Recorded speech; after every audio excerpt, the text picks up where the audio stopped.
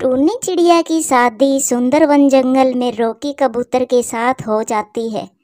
रोकी कबूतर टूनी चिड़िया को पसंद नहीं करता था, क्योंकि ये शादी उसकी माँ ने अपनी मर्जी से करवाई थी।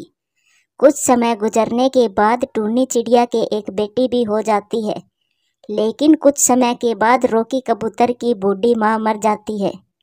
अब मैं शहर वाले जंगल जा रहा हूँ। मैं आजाद हो गया। पहले मुझे मेरी माँ का डर था, इसीलिए मजबूरी में तुम्हारे साथ रहना पड़ रहा था। अब मैं जा रहा हूँ। रोकी जी, आप यही कोई काम शुरू कर ले। आप हमें ऐसी हालात में छोड़कर शहर ना जाइए। हम माँ बेटी अकेले कैसे रहेंगे? नहीं, माँ की वजह से ही अब तक मैं तुम्हारे साथ रहा। और मेरा भी सपना है शहर वाले जंगल जाकर कमाने का। अब मैं तेरी नहीं सुनूंगा। मैं शहर वाले जंगल जाऊंगा। ऐसा कहकर रोकी कबूतर अपनी छोटी सी बच्ची और पत्नी को छोड़कर शहर वाले जंगल चला जाता है। टूनी चिड़िया अपने पति को दूर जाते देख रो रही थी। समय गुजरता गया, लेकिन रोकी कबूतर की कोई खबर नहीं आई थी और अब टूनी चिड़िया के घर में खाने को भी कुछ नहीं था। फिर वो अपने पड़ोसी कालू कौवा और गौरी कौवी के पास जाती है। बताओ टूनी बहन, कैसे आना हुआ? और रोकी भाई की कोई खैर खबर आई कि नहीं, कि वो कहाँ रह रहा है? नहीं कालू भैया, आज पूरा 1 साल हो गया, लेकिन रोकी जी की कोई खबर नहीं आई है।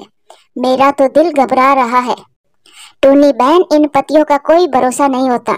अब तुम्हें अपनी बच्ची का पालन पोषण करना होगा। आखिर तुम कब तक घर में बैठी रहोगी रोकी कबूतर के इंतजार में? उसको आना होता तो वो कब का आ जाता। हाँ गौरी बहन, अब मैंने भी काम करने का मन बना लिया है, मगर रोकी जी की चिंता भी रहती है। गौरी, थोड़ा भोजन बचा हो तो टूनी बहन को दे दो, बच्ची को खिला देगी।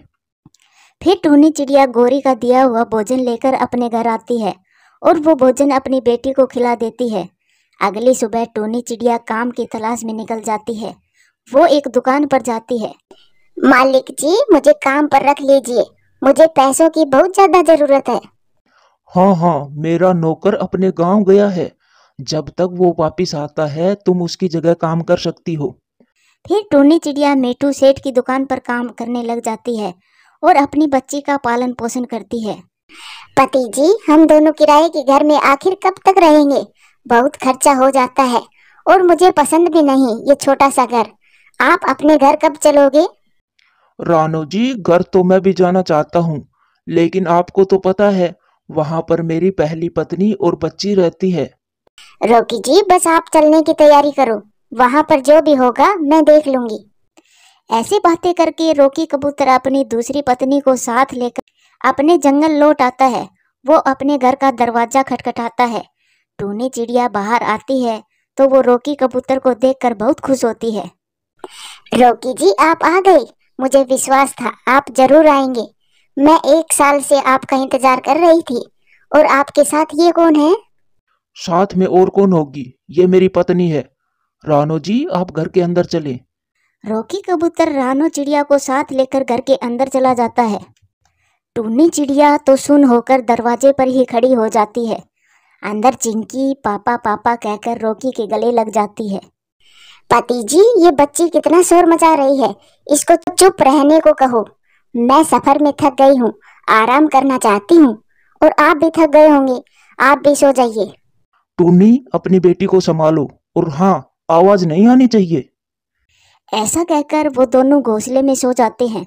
टूनी चिड़िया तो बहुत हैरान थी। उसे तो अपनी आंखों पर विश्वास ही नहीं हो रहा था। हे भगवान, क्या सच में रोकी जी ने दूसरी शादी कर ली? अब मेरी बच्ची का क्या होगा? मैं कहाँ जाऊंगी? माँ जी भी मर गई, अब मैं क्या करूंगी? ऐसे सोचकर टूनी चिड़िया बहुत दुखी थी। फिर अगले दिन रानो चिड़िया रोकी कबूतर से कहती है, रोकी जी, आप अपनी पहली पत्नी और उसकी बेटी को घर से निकाल दें। उनके साथ रहना मुझे बिल्कुल भी पसंद नहीं है, वरना मैं वापस शहर चली जाऊंगी। ना ना रानो, मेरी जान, ये आप कैसी बातें कर रही हो? उस गवार के लिए मुझे छोड़कर जाओगी? और हाँ, मैं सिर्फ आपसे ही प्रेम करता हूँ। मैं आज ही उसे यहाँ से भगा दूंगा।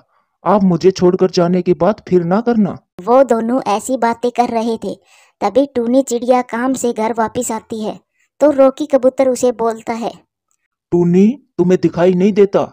मैंने अब दूसरी शादी कर ली है, तो फिर अब तुम्हारा इस घर में क्या काम है? अपनी बेटी को ले और मेरे घर से निकल जा। रॉकी जी, आप ये क्या बोल रहे हो? ये आपकी भी बेटी है। मैं घर के किसी कोने में पड़ी रहूंगी, मगर मुझे घर से ना निकाले। मैं मेरी बेटी को लेकर कहाँ जाऊंगी? ना ना रॉकी जी, इसे अपने साथ ना रखना, वरना मैं नहीं रहूंगी यहाँ। टूनी, आज से तेरा मेरा कोई रिश्ता नहीं है। मेरे लिए तू मर गई है और आज के बाद मेरे घर में कदम भी मत रखना। टूनी चिड़िया खूब मिन्नतें करती है, लेकिन रॉकी कबूतर नहीं मानता और टूनी चिड़िया और उसकी बेटी चिंकी को बारिश में ही बाहर निकाल देता है।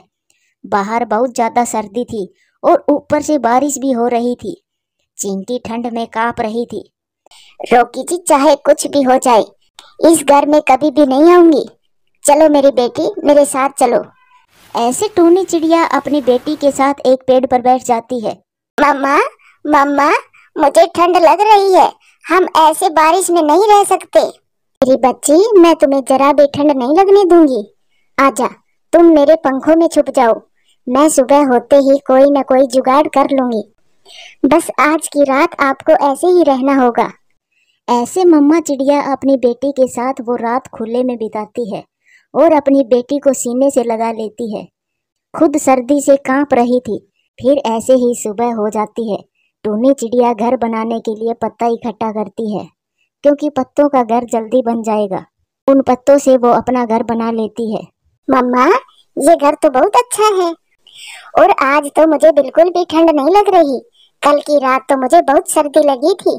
हाँ मेरी बच्ची, कल आपको बहुत बुरी रात बितानी पड़ी, लेकिन अब ऐसा कभी नहीं होगा, क्योंकि अब ये घर आपकी मम्मा का है और मैं आपको कभी भी अपने से अलग नहीं करूंगी। रानो, रानो जी, जरा एक गिलास पानी देना। मेरा गला सूख रहा है। रॉकी, तुम्हारा तो ये हर दिन का ड्रामा हो गया है। कभी तो मुझे चैन से सोने दिया करो। जब देखो खांसते रहते हो। खुद ही क्यों नहीं ले लेते पानी? रानो जी, तुम मेरी पत्नी हो। मेरी बीमारी में तुम इतना सा काम भी नहीं कर सकती। मेरी तबीयत बहुत ज्यादा खराब हो गई है। ऐसे रॉकी कबूतर रानो चिड़िया से पानी मांगता है, मगर रानो चिड़िया उसे पानी भी नहीं देती। वो रॉकी कबूतर की जरा भी परवाह नहीं करती थी। फिर अगले दिन उल्लू बैजी रॉकी कबूतर का चेकअप करता है। रॉकी, मैंने आपकी सभी रिपोर्ट देख ली है। आपको लंबी खांसी की वजह से टीबी हो गई है। आप ये समय पर दवाई ले लेना, ठीक हो जाओगे। ऐसा कहकर उल्लू बैजी दवाई देकर वहां से चला जाता है। रानो चिड़िया तो टीबी की सुनकर बहुत ज्यादा परेशान हो जाती है। क्या रॉकी को टीबी हो गई है? अगर एक साथ रहने के कारण मुझे भी हो गई तो मैं तो खांस खांस कर ही मर जाऊंगी। ना बाबा ना, मुझे रॉकी से अपना बचाव करना होगा। ऐसा सोचकर रानो चिड़िया रॉकी कबूतर का घोंसला घर के बाहर लगा देती है और बाहर बहुत सर्दी थी।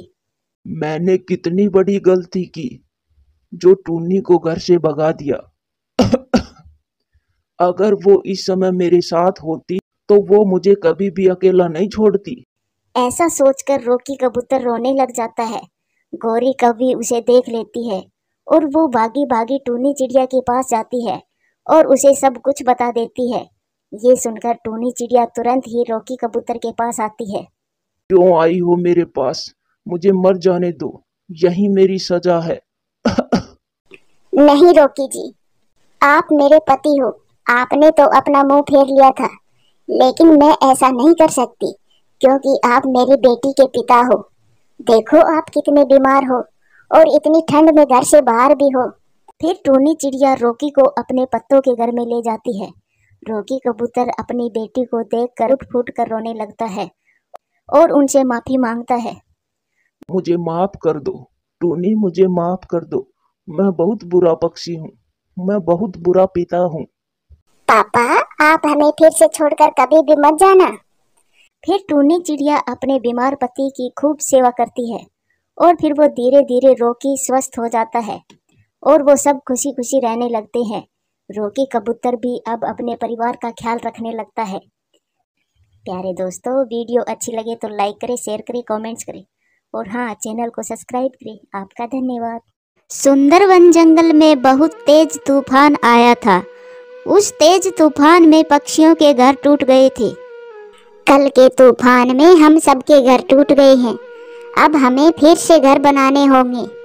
हाँ टुनटुनी, हमें जल्दी जल्दी अपने घर बनाने होंगे, वरना आज की रात हमें सर्दी में ही काटनी पड़ेगी। टुनटुनी बहन, मेरे दिमाग में एक आइडिया आया है, जिससे हम शाम होने से पहले ही अपना घर बना लेंगे। गोरी, आखिर शाम होने से पहले हम अपना घर कैसे बना पाएंगे? रॉकी भैया, अलग अलग घर बनाने से अच्छा है हम सब मिलकर एक घर बना लें। इससे हमारा घर भी जल्दी बन जाएगा और हमें रात को भी ठंड में नहीं रहना पड़ेगा। हाँ गौरी बहन, आपका आइडिया तो एकदम सही है। अपना अलग अलग घर बनाने से अच्छा है हम एक ही बड़ा घर बना ले और सब मिलकर उसी में रहें। ठीक है, तो मैं और कालू मिलकर मजबूत लकड़ियां ढूंढ कर लाते हैं। आप दोनों एक ऐसी जगह देख लो जहां पर हमारा बड़ा घर बन सके। ऐसा कहकर कालू कौवा और रॉकी कबूतर लकड़ियां लेने चले जाते हैं और गौरी कौवी और टुनटुनी एक खाली जगह देखने में लग जाती है। टुनटुनी बहन, हम नदी किनारे अपना घर बना लेते हैं, फिर हमें पानी पीने भी दूर नहीं जाना पड़ेगा।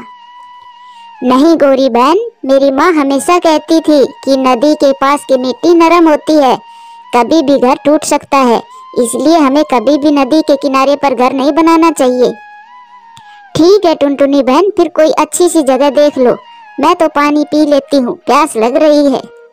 ऐसा कहकर गौरी कौवी पानी पीने लगती है और इधर कालू कौवा और रॉकी कबूतर घने जंगल में पहुंच जाते हैं। कालू, इस पेड़ की लकड़ियां मजबूत दिखाई देती हैं, क्यों न हम इसी पेड़ को काट कर लकड़ियां ले जाएं? हाँ रॉकी भाई, ये पेड़ है भी सबसे बड़ा, इसी से हमारा घर पूरा बन जाएगा। ऐसा कहकर वो दोनों उस पेड़ की लकड़ियां काट लेते हैं और उन्हें लेकर अपने जंगल में आ जाते हैं। रॉकी भैया, आप दोनों लकड़ियां लाते रहो, मैं और गौरी घर बनाना शुरू करते हैं। फिर वो चारों ऐसा ही करते हैं। पूरे दिन मेहनत करने के बाद उनका घर बनकर तैयार हो जाता है। अरे वाह, हमारा कितना सुंदर घर बना है, वो भी शाम होने से पहले ही। हाँ गौरी जी, ये सब आपके सुझाव के कारण ही हो पाया है। अब बस एक ही चीज की कमी है। वो क्या कालू भैया, हमारा घर तो पूरा बन गया है, अब कौन सी चीज की कमी है? टुनटुनी, वो अपने अपने घोंसलों को गर्म रखने के लिए कपास की रुई चाहिए होगी।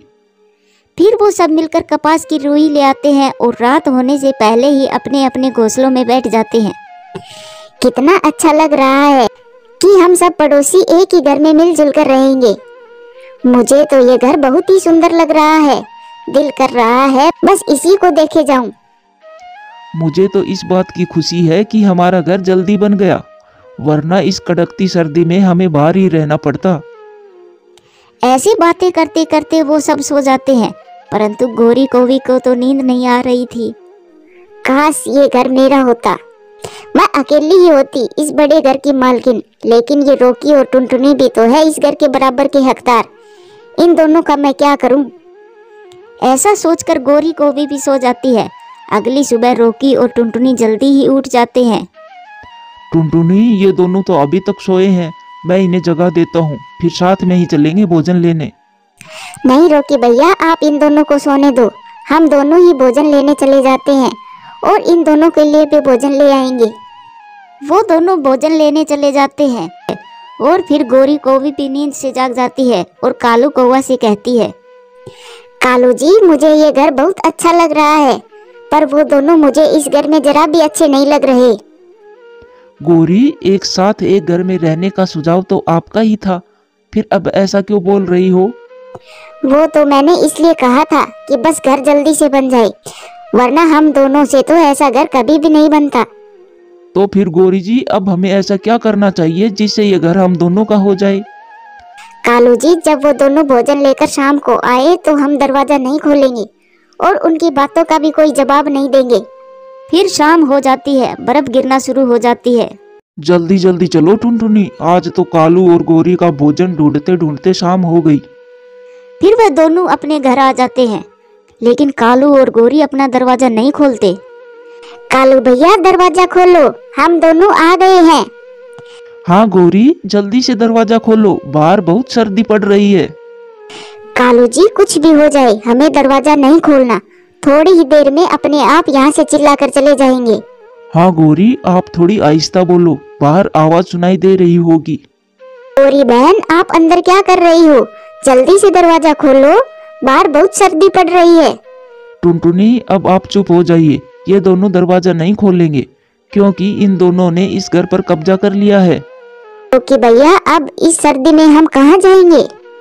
टुन्नी, मैं पत्तों का घर बनाना जानता हूँ, बचपन में मेरी माँ ने सिखाया था। आज की रात हम पत्तों के घर में गुजार लेंगे और सुबह सबसे पहले कालू और गौरी का हिसाब किताब करूंगा। ठीक है रोकी भैया, मैं आपको पत्ते लाकर देती रहूंगी, आप जल्दी से घर बनाना शुरू कर दे। ऐसा कहकर वो दोनों पत्तों का घर बनाना शुरू कर देते हैं और कुछ ही समय में उनका पत्तों का घर बनकर तैयार हो जाता है।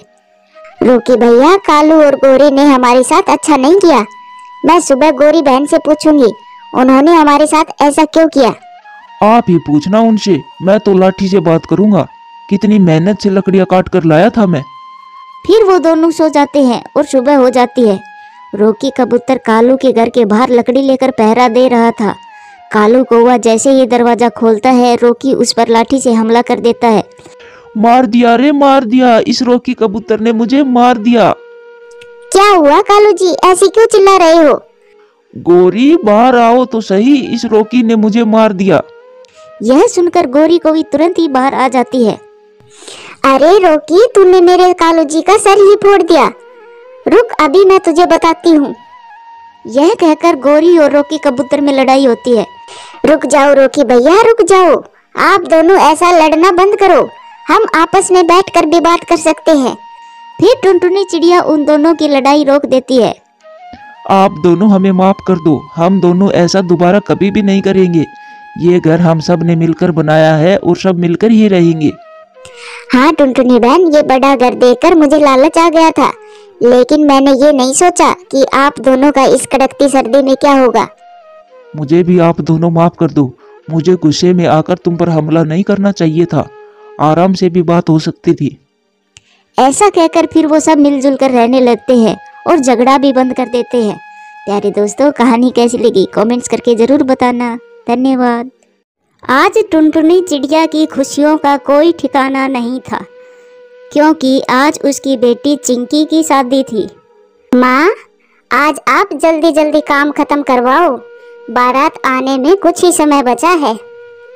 टूनी बेटा, तुम चिंता ना करो, सब हो जाएगा, क्यों अपने आप को थका रही हो? मेरे पास बैठ जा, थोड़ा आराम भी कर ले। नहीं माँ, अब तो चिंकी बेटी की शादी के बाद ही आराम मिलेगा, उससे पहले मुझे चैन कहाँ मिलेगा, अभी तो कितने सारे काम बाकी है। अरे माँ, आपने मुझे किन बातों में लगा लिया, मैं दर्जी के पास जाने वाली थी, चिंकी का लहंगा भी तो फिटिंग करवा कर लाना है, बारात बस आती ही होगी। ऐसा कहकर टुनटुनी जल्दी से घर से निकलती है। वो तेज उड़ती है, वो जल्द ही दर्जी के पास पहुंच जाती है। गौरी बहन, जल्दी से मेरी चिंकी का लहंगा दे दो, बारात बस आती ही होगी। रुको 2 मिनट, मैं अभी लहंगा लाती हूँ। गौरी लहंगा लाने अपनी दुकान में जाती है। वो लहंगा देखकर चौंक जाती है। टुनटुनी, चिंकी का लहंगा तो जल गया है, वो रात को लाइट चली गई थी, मैंने मोमबत्ती जलाकर काम किया और गलती से उसे बुझाना भूल गई। गौरी के मुंह से यह बात सुनकर टुनटुनी के तो पैरों तले से जमीन खिसक गई। वो कुछ देर तो खामोश हो जाती है। गौरी, ये आपने क्या किया? अब मेरी बेटी क्या पहनेगी? मेरी बेटी की शादी कैसी होगी? टुनटुनी, मुझे माफ कर दो, ये मैंने जानबूझकर नहीं किया, हम चिंकी के लिए दूसरा लहंगा लाएंगे। गौरी, पता है चिंकी के ससुराल वालों ने वो लहंगा 25,000 रुपए का खरीदा था, अपना लहंगा ना देखकर वो क्या सोचेंगे? टुनटुनी, उनको जो सोचना है सोचने दो, मगर अब लहंगा तो हमें ही खरीद कर लाना होगा, चलो मेरे साथ। ऐसे टुनटुनी को समझाते हुए गौरी लहंगे की दुकान पर ले जाती है और वो कई तरह के लहंगे देखती है। टुनटुनी, अब बिल्कुल उनके जैसा लहंगा तो मिलेगा नहीं, हम यही ले लेंगे, और वैसे भी बारात आने ही वाली होगी। फिर वो वही लहंगा लेकर घर आ जाते हैं। घर पर लड़के पक्ष वाले भी बारात लेकर आ गए थे। चिंकी को तैयार करके मंडप में लाया जाता है। बेटा, हमने जो लहंगा दिया था वो तो चिंकी ने पहना ही नहीं। हाँ माँ, आप पता करें इन्होंने हमारे लहंगे के साथ क्या किया है। बहन जी, जो लहंगा हम लाए थे वो कहाँ है? कहीं बेच कर खा तो नहीं गए? गोरी, जिसका डर था वही हो गया। इन्होंने तो आते ही लहंगे की बात छेड़ दी। बहन जी, चिंकी आपका लहंगा पहने या हमारा, क्या फर्क पड़ता है? बस बच्ची की पसंद की बात थी तो बस हमने ये पहना दिया। नहीं, नहीं होगी कोई शादी जब तक चिंकी हमारा दिया लहंगा ना पहन ले। दूल्हे की माँ की यह बात सुनकर टुनटुनी रोते रोते उन्हें सारी सच्चाई बता देती है। बेटे, नहीं करनी तेरी शादी इन गरीबों के बीच। लहंगा तक बेच खा गई, आगे आगे पता नहीं क्या करेंगे। हाँ माँ, ये सब झूठ बोल रहे हैं। इतना महंगा लहंगा देकर इनको लालच आ गया होगा और उसको बेच दिया होगा। ऐसा सोचकर दूल्हा अपनी बारात वापस ले जाता है और चिंकी मंडप में रोती रह जाती है। चुप कर जा मेरी बेटी, चुप कर जा। जो भी हुआ है वो सब अच्छे के लिए हुआ है। टुनटुनी, चिंकी बेटी की बारात मंडप पर से चली गई है, अब इसमें क्या अच्छा हो सकता है? गोरी, अभी तो ये शादी टूटने का ही दर्द है। अगर इन जालिमों के घर मेरी बेटी चली जाती तो पता नहीं मेरी बेटी को क्या क्या झेलना पड़ जाता। भगवान का शुक्र है कि मेरी बेटी इनसे बच गई, रिश्ता तो और हो जाएगा। इस तरह से टुनटुनी अपने आप को संभाल लेती है, मगर चिंकी तो अभी भी सदमे में थी। इस तरह काफी समय गुजर जाता है। कुकी, बस लहंगे की ही बात थी और चीकू मुझे छोड़कर चला गया। चिंकी, तू अभी भी उस शादी को नहीं भुला पाई है। सब कितना आगे बढ़ गए हैं, तू भी उसे भूल जा और देखना एक दिन तेरी शादी बहुत अच्छे नेक दिल पक्षी से होगी। वो दोनों सहेली ऐसे बातें कर ही रही थी, तभी वहाँ पर एक हवाई मोटर आकर रुकती है। क्या मैं यहाँ पानी पी सकता हूँ? वो क्या है, मेरे पीने का पानी खत्म हो गया। हाँ हाँ, आपको जितना पानी पीना है उतना पी ले, क्योंकि हमारी नदी से पानी कभी खत्म नहीं होगा। अरे यार, आप तो बड़े मजाकिया हो, मुझे ऐसे पक्षी बहुत पसंद है। ऐसा कहकर वो विदेशी पक्षी पानी पी लेता है। फिर उसकी नजर चिंकी के मासूम चेहरे पर जाती है, जिसकी आंखों में पानी था। अरे, आपकी सहेली इतना उदास क्यों है? क्या हुआ इन्हें? कुकी विदेशी पक्षी को सब बता देती है। विदेशी पक्षी को चिंकी पर बहुत दया आती है और वो अपने मन ही मन में शादी करने का फैसला कर लेता है। मैं तो चिंकी से ही शादी करूंगा, और वैसे भी एक न एक दिन शादी तो करनी ही है। अगर चिंकी से होगी तो शायद उनका और उनके परिवार का दुख थोड़ा कम हो जाए। फिर वो चिंकी और कुकी वहाँ से चली जाती है। अगले दिन वो विदेशी पक्षी चिंकी के घर आ जाता है। अरे, आप तो वही हवाई मोटर वाले हो जो सुबह नदी पर मिले थे। चिंकी बेटी, आप इन्हें जानती हो? हाँ माँ, ये सुबह नदी पर मिले थे। टुनटुनी, हम आपकी बेटी का रिश्ता मांगने आए हैं। मेरे बेटे को आपकी बेटी बहुत पसंद आई। ये बात सुनकर चिंकी चौंक जाती है। बहन जी, मैं अपनी बेटी की शादी अपने जैसे गरीब परिवार में करूंगी, ना कि अपने से ज्यादा अमीर परिवार में।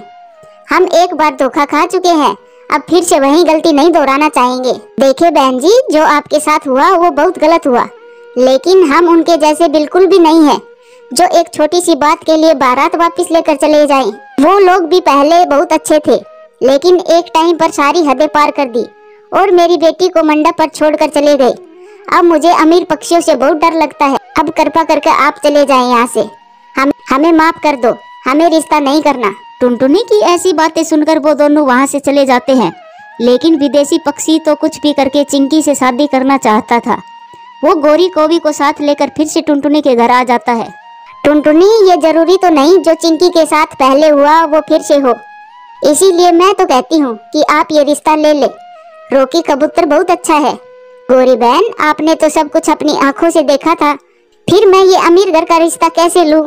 ये तो उनसे भी ज्यादा पैसे वाले हैं। हाँ टुन्नी, सब देखा मैंने और अब भी देख रही हूँ। मुझे इनकी आंखों में सच्चाई दिखती है और तुम ही सोचो, चिंकी की किस्मत से ज्यादा उसे कुछ नहीं मिलेगा। फिर टुनटुनी गोरी की बात सुनकर शादी के लिए मान जाती है। देखे बेटा, मेरी चिंकी पहले ही शादी टूटने का दुख सहन कर चुकी है। आप ऐसा कभी मत करना, मेरी बस यही विनती है आपसे। नहीं आंटी, आप मुझ पर पूरा विश्वास करें, मैं ऐसा कभी नहीं करूँगा। चिंकी को हमेशा खुश रखूंगा। फिर रोकी की शादी चिंकी से धूमधाम से हो जाती है। चिंकी की शादी अच्छे से हो जाने पर टुनटुनी चिड़िया बहुत खुश थी। मेरा सपना पूरा हुआ, आखिर मेरी बेटी की शादी अच्छे से हो गई। प्यारे दोस्तों, वीडियो अच्छी लगे तो लाइक करें, शेयर करें, कमेंट्स करें और हाँ, चैनल को सब्सक्राइब करें। धन्यवाद।